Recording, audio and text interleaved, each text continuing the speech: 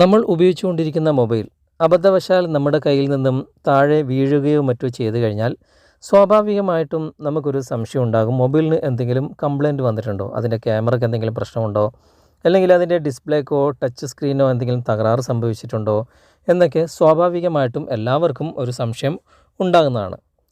അങ്ങനെ വരുമ്പോൾ നമ്മൾ അടുത്തുള്ള ടെക്നീഷ്യനെ സമീപിച്ച് മൊബൈൽ കടയിൽ കൊടുത്തിട്ട് നമ്മൾ അതിനെന്തെങ്കിലും തകരാറുണ്ടോ എന്ന് ചെക്ക് ചെയ്യിപ്പിക്കും.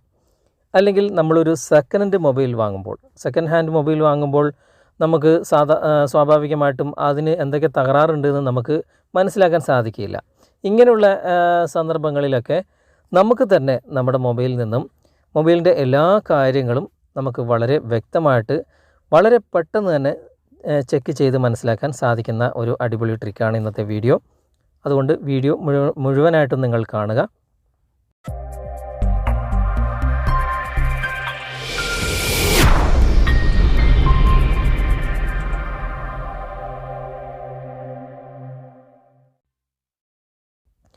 അതായത് ഇതിനായിട്ട് ഒരു ആപ്ലിക്കേഷൻ ഇൻസ്റ്റാൾ ചെയ്യേണ്ടതായിട്ടുണ്ട്. ആപ്ലിക്കേഷൻ്റെ ലിങ്ക് ഞാൻ ഡിസ്ക്രിപ്ഷനിൽ കൊടുത്തിട്ടുണ്ട്. അതിലൂടെ നിങ്ങൾ ഇൻസ്റ്റാൾ ചെയ്തതിന് ശേഷം ഓപ്പൺ ചെയ്യുക.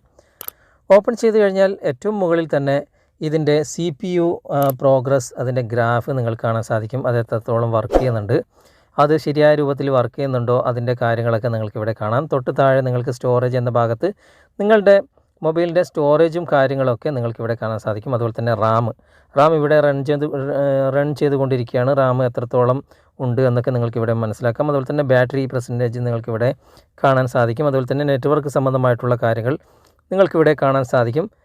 അതുപോലെ തന്നെ ഇവിടെ ടെസ്റ്റ്സ് എന്ന ഭാഗത്ത് നിങ്ങൾ മാറ്റി കൊടുത്തു കഴിഞ്ഞാൽ ഒരുപാട് കാര്യങ്ങൾ നിങ്ങൾക്ക് ഇവിടെ ടെസ്റ്റ് ചെയ്യാനുള്ള ഓപ്ഷൻസുകൾ ഇവിടെയുണ്ട്. സ്ക്രീൻ എന്ന ഭാഗത്ത് നിങ്ങൾ ടച്ച് ചെയ്ത് കഴിഞ്ഞാൽ ഇതിൻ്റെ കളറുകളൊക്കെ കൃത്യമായിട്ട് വർക്ക് ചെയ്യുന്നുണ്ടോ എന്നൊക്കെ നിങ്ങൾക്കിവിടെ കാണാൻ സാധിക്കും.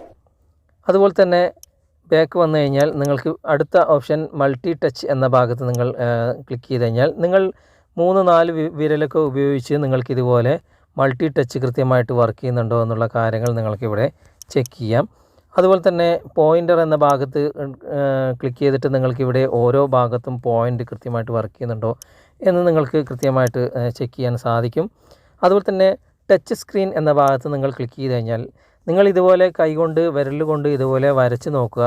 പെട്ടെന്ന് മൊബൈലൊക്കെ നിലത്ത് വീണ് കഴിഞ്ഞാൽ എല്ലാ ഭാഗം ടച്ച് സ്ക്രീനിൻ്റെ ഏതെങ്കിലും ഒരു ഭാഗം വർക്കാകാതെ ഇരിക്കുന്നുണ്ടോ എന്നൊക്കെ നിങ്ങൾക്കിങ്ങനെ വരഞ്ഞു കൊടുത്തു കഴിഞ്ഞാൽ മനസ്സിലാക്കും. ഏതെങ്കിലും ഒരു ഭാഗത്ത് നിങ്ങൾ എത്ര വരച്ചിട്ടും അവിടെ ഫില്ലാകുന്നില്ല എങ്കിൽ ടച്ച് സ്ക്രീൻ എന്തോ കംപ്ലൈൻ്റ് ഉണ്ട് എന്ന് നിങ്ങൾക്ക് തന്നെ മനസ്സിലാക്കാൻ സാധിക്കും. അതുപോലെ തന്നെ ഇവിടെ നെറ്റ്വർക്കിൻ്റെ കാര്യങ്ങൾ സെർച്ച് ചെയ്യാനുള്ള ഓപ്ഷനുണ്ട്. അതുപോലെ തന്നെ GPS നമുക്ക് ഇതുപോലെ ചെക്ക് ചെയ്യാം.